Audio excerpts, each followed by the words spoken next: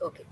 Next topic is your number of photons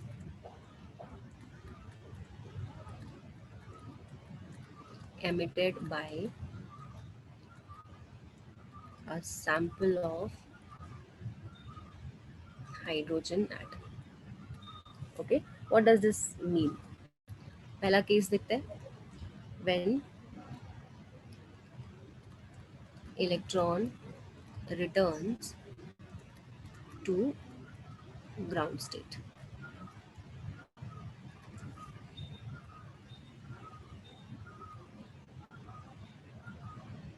okay, अभी इसका मतलब क्या है? मान लो मेरे पास ये न्यूक्लियस है, ठीक है, इसके बाहर मेरे पास शेल है. मैं भी अभी के लिए अंडरस्टैंडिंग के लिए 4 शेल ड्रॉ कर रही हूँ.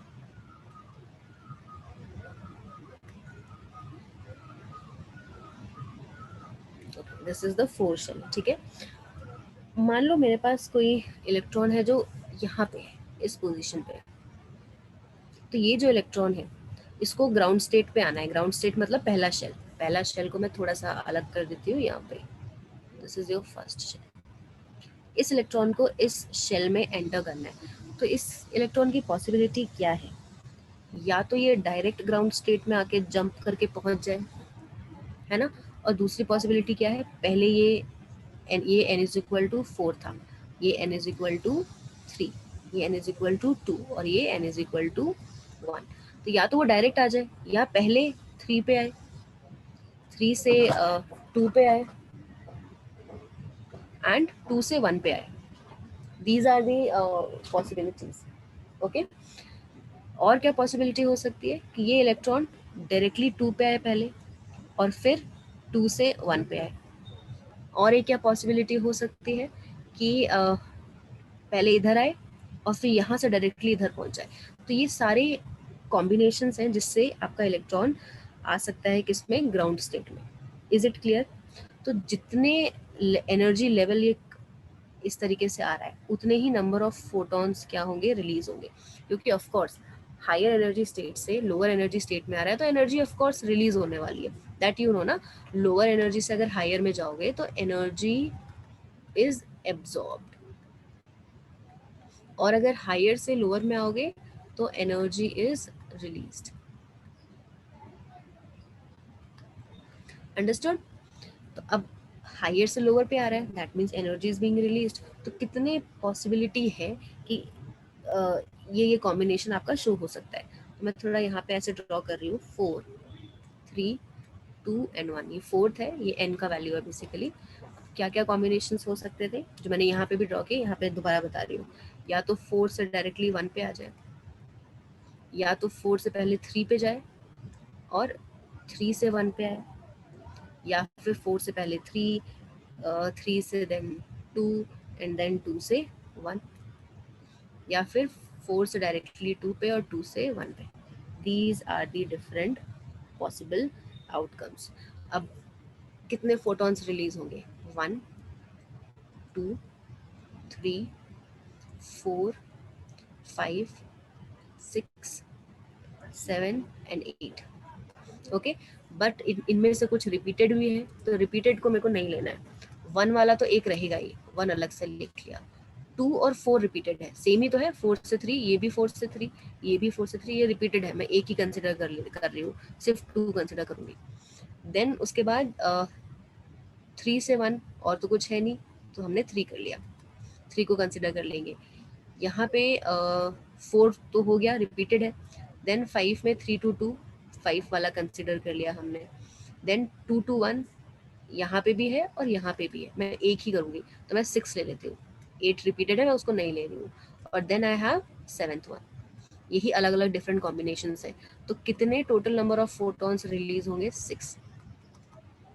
Number of photons released will be 6.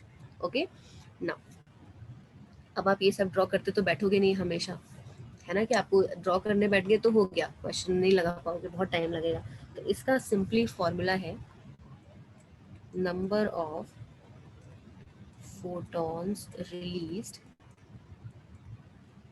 will be equal to n n minus 1/2। ये फॉर्मूला आप अगर लगा दोगे you will get the number of photons emitted जब आपके पास इलेक्ट्रॉन ग्राउंड स्टेट में रिटर्न हो रहा है। और n का वैल्यू क्या है, जहाँ पे इलेक्ट्रॉन प्रेजेंट है। जैसे इस पर्टिकुलर क्वेश्चन ये जो हमने देखा 4 से ग्राउंड स्टेट में आ रहा है, अगर मुझे फॉर्मूला अप्लाई करना है तो 4 माइनस 1/2, ये हो गया 2 2 ज़ा 4, हाँ 2 2 ज़ा 4, 4 माइनस 1 इज 3, 3 2 ज़ा 6। तो यहाँ से भी 6 आया, यहाँ से भी 6 आया। ऑफ कोर्स बेटर और इजियर वे कौन सा है to find out it in this particular manner. Got it? Let me know you understood this or not.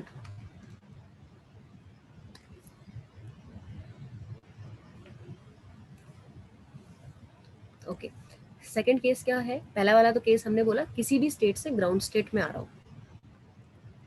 Second condition is going to be if it returns to any other excited state, मतलब ground state में नहीं आ रहा, उसके अलावा किसी भी excited state में आ रहा है। फॉर एग्जाम्पल ये मैंने न्यूक्लियस ले लिया, ये फर्स्ट शेल जो कि आपका ग्राउंड शेल है, ये first excited state, second excited state, third excited state, मतलब कितना भी हो सकता है। तो जो आपका इलेक्ट्रॉन प्रेजेंट है यहाँ पे वो ग्राउंड स्टेट में नहीं आ रहा, उसके अलावा कहीं भी जा रहा है। लाइक इधर आ जाए या फिर इधर आ जाए फिर इधर आए, इस तरीके से। तब हम क्या लिखते हैं, फॉर्मूला क्या है, नंबर ऑफ फोटॉन्स रिलीज्ड, अगर हमको बोल रहा है वो n2 से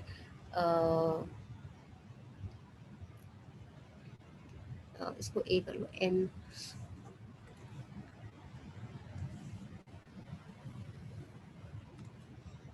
nx से ny कर लो, मतलब किसी भी हायर स्टेट से लोअर किसी भी स्टेट में आ रहा है। मैं वैल्यू नहीं लिख रही हूँ कि x और y कौन सा है।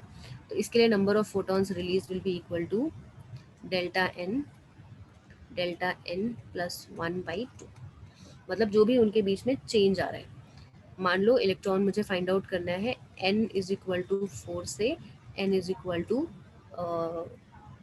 2 के लिए, 4 से 2 पे आ रहा है, तो मैं कैसे निकालूंगी number of photons?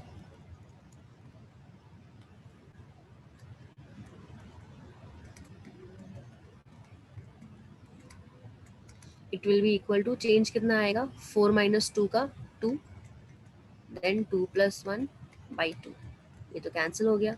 That means 3 he possibilities है और वो आपको क्लियरली दिख रही है 3। एक तो ये कि जब वो डायरेक्ट आ रहा था और एक जब वो स्टेप वाइज आ रहा है, तो टोटल कितने पॉसिबिलिटी हुई, only 3।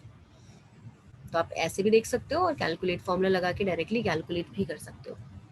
Third case is your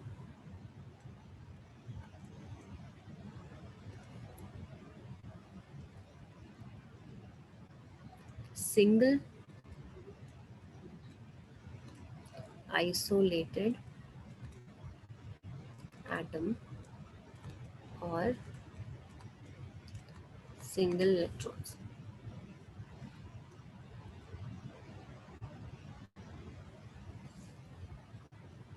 अब ये आपको कहीं नहीं बता रहा है कि किधर से इलेक्ट्रॉन किधर जा रहा है, बट एक सिंगल बस आपके पास इलेक्ट्रॉन है, तो उसके लिए मैक्सिमम लाइंस जो है वो कितनी होंगी,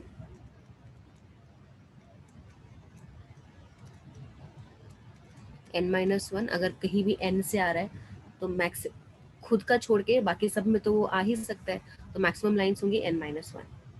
और मिनिमम लाइंस क्या आएगा, क्वेश्चन में जो भी पूछ रहा है उसके हिसाब से आप देख सकते हो। Minimum lines will be 1। For example मैंने ये ले लिया nucleus, first shell, second shell, third shell and fourth shell. तो जब इलेक्ट्रॉन वापस आ रहा है मान लो फोर्थ से, तो किधर आ रहा है हमको नहीं पता, तो मिनिमम लाइंस क्या क्या, मैक्सिमम लाइंस क्या क्या हो सकती है, या तो इधर आ जाए, या तो इधर आ जाए, और या तो इधर आ जाए। ये 3 पॉसिबिलिटी है। खुद के छोड़ खुद का छोड़ के बाकी तीनों में तो आ ही सकता है ना वो, तो वही है आपके पास maximum number of lines. Minimum number of lines क्या होगा, उसके जस्ट एक पे तो आना ही पड़ेगा उसको, 0 पे तो हो नहीं सकता, तो किसी न किसी एक पे तो it has to come. So this is how you're going to find the values here. Okay.